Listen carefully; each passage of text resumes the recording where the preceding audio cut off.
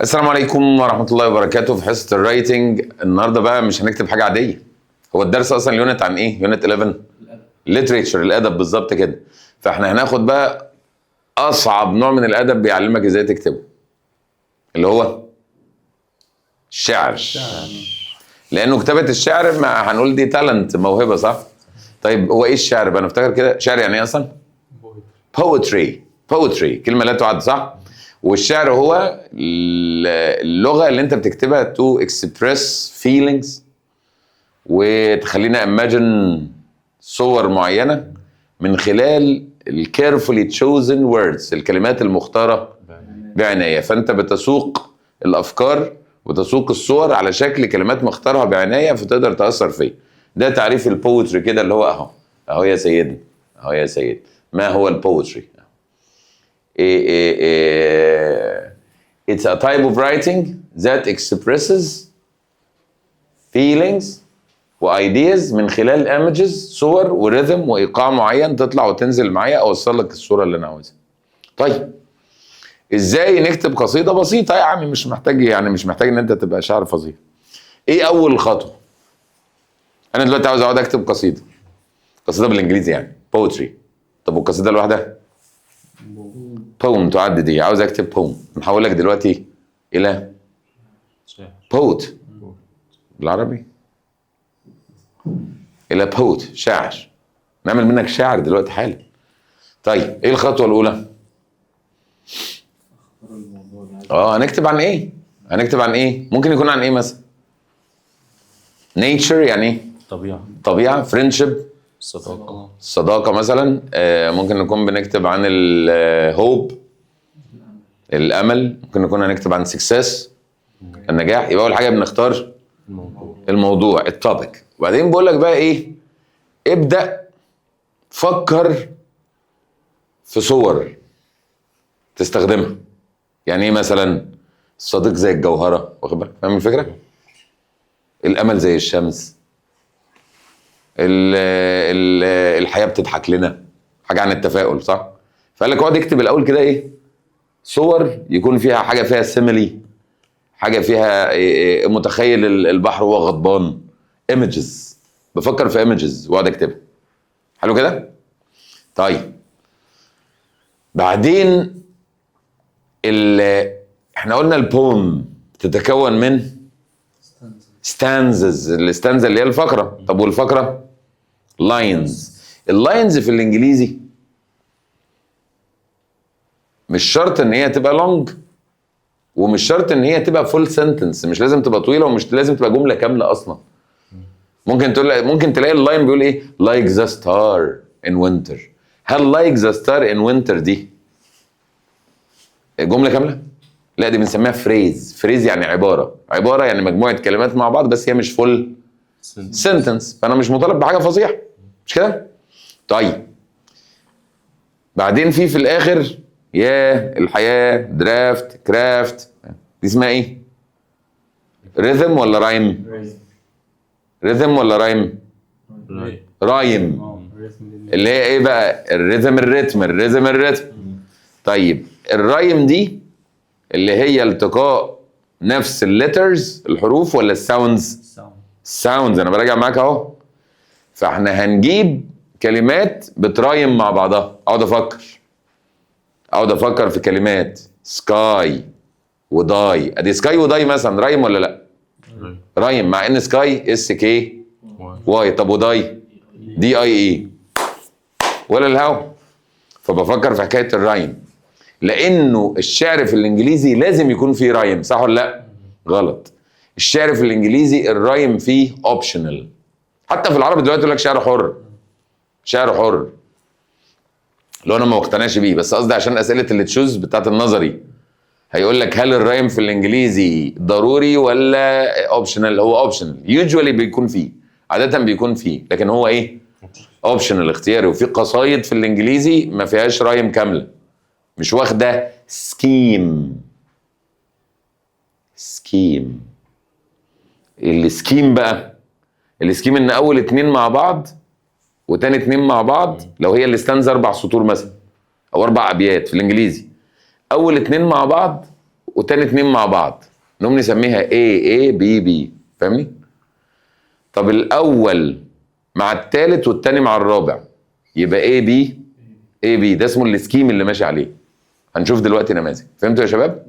فانا احط رايم واظبط الدنيا دي. طيب يبقى انا عندي بقى ايه الخطوات اهي يا صديقي العزيز اللذيذ. A poem has a flexible structure.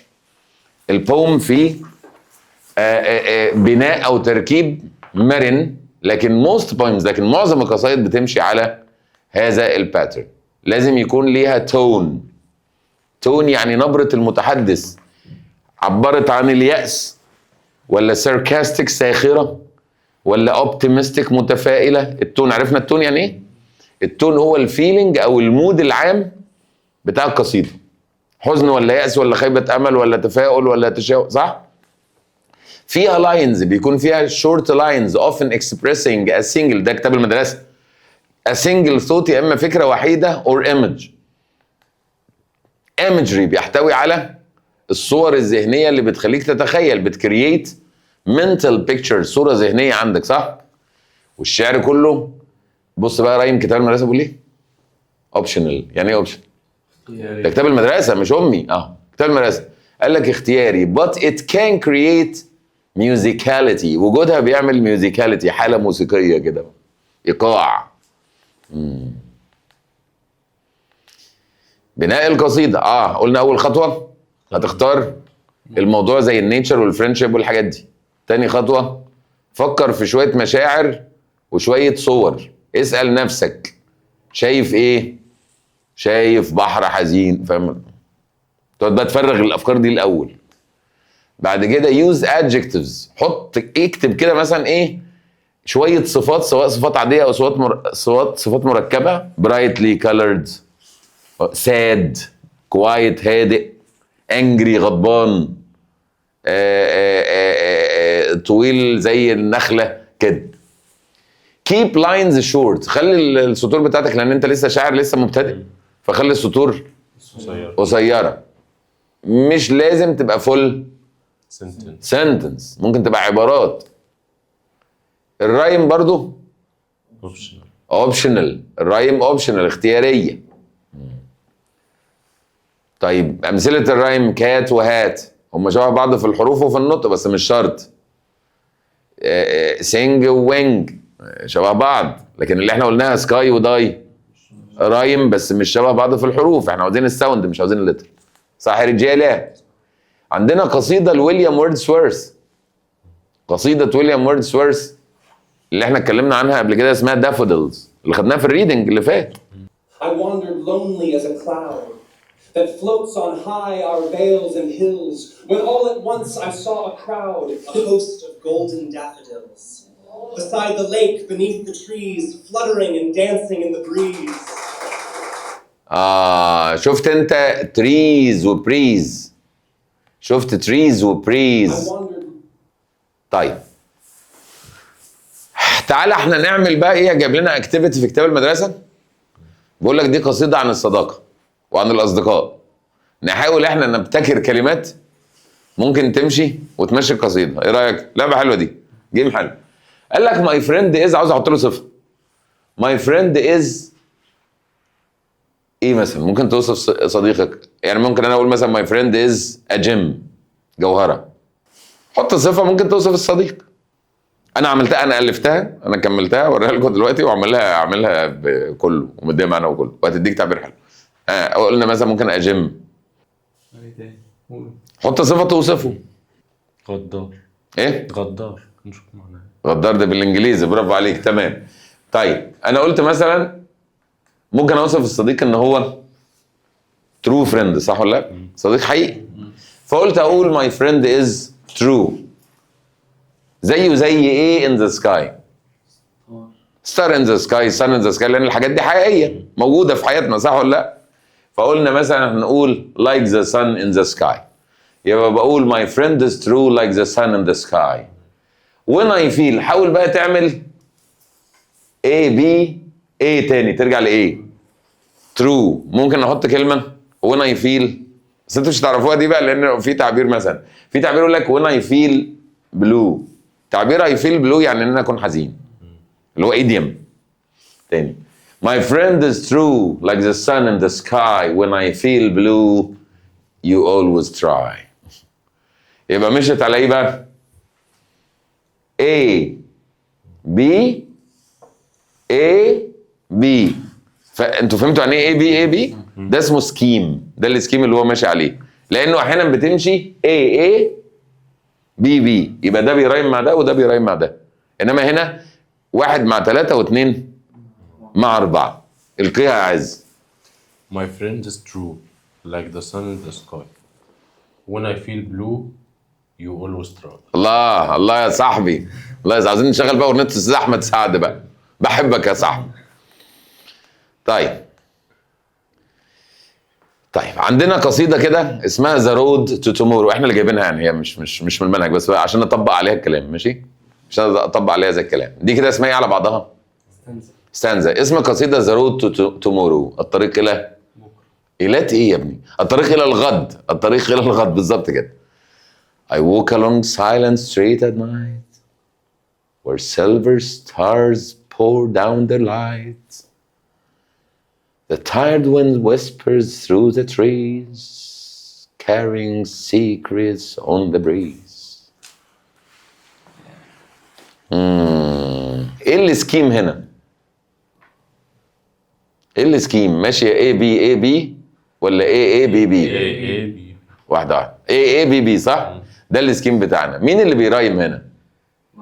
نايت ولايت وتريز وبريز. شايف تريز وبريز نفس الليترز ولا الساوندز؟ الساوندز. يبقى بقول لك اديني 2 pairs of rhyming words، نايت ولايت وتريز وبريز. طب ايه الرايم سكيم؟ A B B. A A B B. Find one example of imagery. الأول الشق الأول من السؤال مثال لإيمجري، صورة بلاغية، صورة بيانية. Wind whispers. يبقى ده personification صح؟ silver stars pour down their light. طيب لما اقول ان الويند ويسبرز بتخاطب انهي حس من الحواس؟ السنسز، يعني هتخليك تشوف ولا تسمع ولا تشم؟ أسمع. تخليك تسمع بالظبط، يعني بتخاطب السمع. طيب ولما اقول silver stars pour down their light يبقى بتخاطب البصر، بتخلي البصر هو اللي يشتغل. فهمت الفكرة؟ ستانزا رقم 2. برافو عليك، او نمبر 2. برافو. The moon is like a watchful eye. تخيل القمر بقى وهو عمال جاسوس. Floating softly in the sky. Dark clouds gather, cold and slow, as restless shadows come and go. المشهد بيديك تحس ان في ترقب واضطراب وحالة من ال trust issues. دول متجمعين وده بيبص وبيراقب. انت واخد بالك؟ Identify the simile. هات لي السيميلي، تشبيه. التشبيه بيكون فيه أدوات تشبيه. The moon is like a watchful eye. وحتى watchful eye نفسها، بس دي حاجة انتوا ما خدتوهاش بقى، لأن هو أصلا طبعا يعني هو مش مجرد عين، يعني هو عاوز جاسوس. اللي عارف المجاز مرسل علاقته الجزئية، فده كده هي حاجة زي كده، بس دي مش علينا. هات لي 2 adjectives بس، صفات بس. Softly. لا softly دي ظرف. cold وسلو وريستلس. ريستلس ما صفر. ريستلس شادوز، يعني انت شايف، انت متخيل الظلال وهي عماله تنط هنا وتنط هنا. بص، عارف ازاي يا رب ولد يا رب بنت؟ تحس ان هي ايه، جو من الاضطراب، جو عام من الاضطراب. بيقول لك ايه الفيلينج اللي بدأ يظهر هنا بقى؟ مساله الاضطراب والانسرتينتي وكده، في شيء من الخوف والترقب صح؟ Hope is fragile, shining flame, burning bright despite the rain. Future calls with gentle voice, telling my heart to rise and rejoice. Fragile أو fragile معناها هش، قابل للكسر، خدناه في المنهج. الأمل هش، الله الله الله الله الله. طب الامل حاجه معنويه، في حاجه معنويه هشه وبتاع، انت واخد بالك؟ يعني اي حاجه توديه في داهيه. الامل مفيش امل. shining flame burning bright despite the rain. لا يا الله، ازاي بقى حاجه مولعه بالرغم من المطر؟ ما المطر هيطفيها، واخد بالك انت؟ the future calls، المستقبل بينادي with gentle voice telling my heart، المستقبل بيقول لقلبي rise and rejoice، قوم وانهض وافرح. واخدين بالكم؟ the future calls دي personification، المستقبل بيتكلم اهو، خلي المستقبل يتكلم زي ما الموجه كانت بترقص. هات لي adjectives.